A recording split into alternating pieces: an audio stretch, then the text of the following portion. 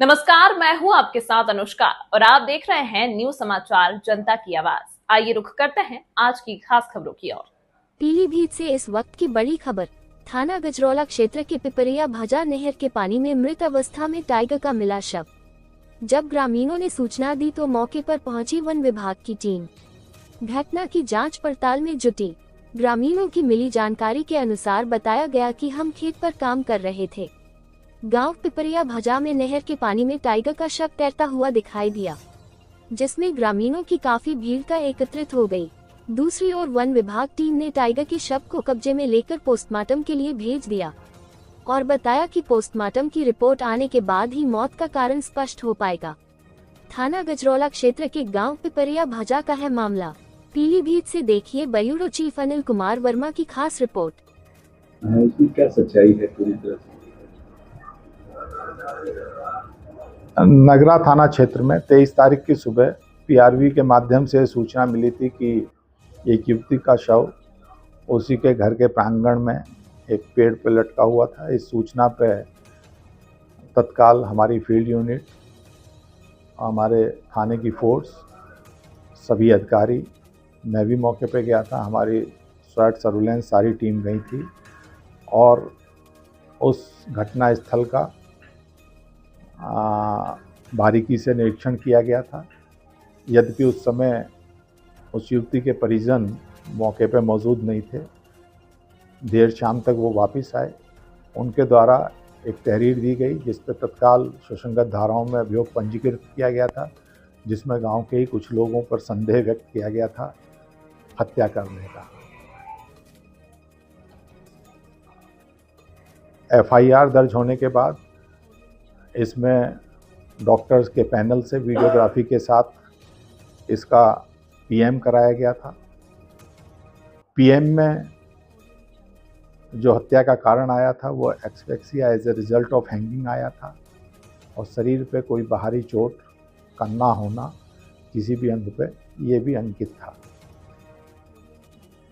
बाद में जब इसमें साक्ष्यों का संकलन किया गया, हमारे जो टेक्निकल इसमें एविडेंसेस है उनका संकलन किया गया, तो जिन लोगों पर संदेह व्यक्त किया गया था उनकी भूमिका अभी तक इसमें बहुत स्पष्ट नहीं है। बल्कि ये पूरा प्रकरण जो घटनास्थल से फ़ोन प्राप्त हुए थे, जिन्हें परिजनों द्वारा बताया गया था कि सामान्य रूप से मृतिका के द्वारा ही उन फ़ोनों को संचालित किया जाता था। उन फ़ोनों की कॉल डिटेल से ऐसा प्रतीत हो रहा था कि वो 2 नंबरों पे बहुत ज़्यादा बात थी। जब उन पर और ज़्यादा डिटेल से और विस्तार से जानकारी की गई तो उनमें से एक नंबर परिजनों द्वारा बताया गया था कि इस युवती की शादी जनपद मऊ में तय कर दी गई थी, जिससे शादी तय हुई थी। एक नंबर वो था जिस पर बहुत ज़्यादा बात होती थी और एक उसी गांव का एक और लड़का जो भारतीय सेना में कार्यरत है, जैसा बताया गया है, उससे बहुत ज़्यादा बात होती थी। उसमें बहुत सी रिकॉर्डिंग्स प्राप्त हुई। उसके आधार पर अभी तक ऐसा प्रतीत हो रहा है कि ये घटना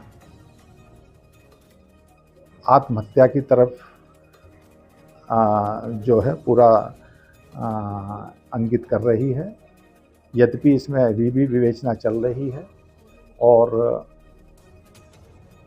जो परिजनों ने जितनी चीज़ें बताई थी उन सब की पुष्टि इसमें हुई है, उनकी पुष्टि की गई है और जो उन्होंने आरोप जिन लोगों पर लगाए थे उनका कोई अभी तक इन्वॉल्वमेंट साक्ष्य के आधार पर नहीं मिला है।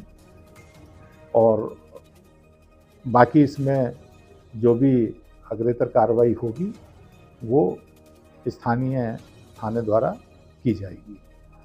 बताइए कैसे यूपी ने आत्महत्या करने का?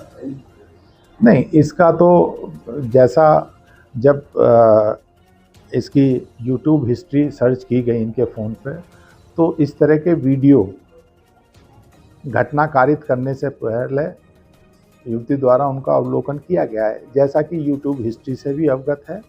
और जहाँ तक पीछे हाथ बंधे हैं वही मैं बताना चाह रहा हूँ। जो हाथ बंधने का जो स्टाइल है वो करीब दोनों हाथ जो बंधे हुए हैं उनमें करीब 6 या 7 इंच का अंतर है।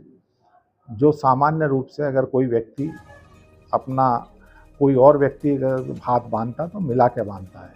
इसी के साथ साथ जो युवती का दुपट्टा था वो भी जहाँ से युवती हैंग हो रही थी वहीं पे बड़े करीने से एक डाली पर रखा हुआ था। वो ये सब चीज़ें वो हैं जो जब पहले ही दिन घटनास्थल का निरीक्षण किया था तो इन सब पे तभी ये लगा था कि कुछ ना कुछ इस घटना में ऐसा चीज़ें हैं जिनका गहनता से जांच की जानी चाहिए। उन सब की जब गहनता से जांच की गई और हमारी फोरेंसिक टीम ने उस पर पूरा का पूरा साक्ष्य का संकलन किया तो ये सब चीज़ें निकल के आई।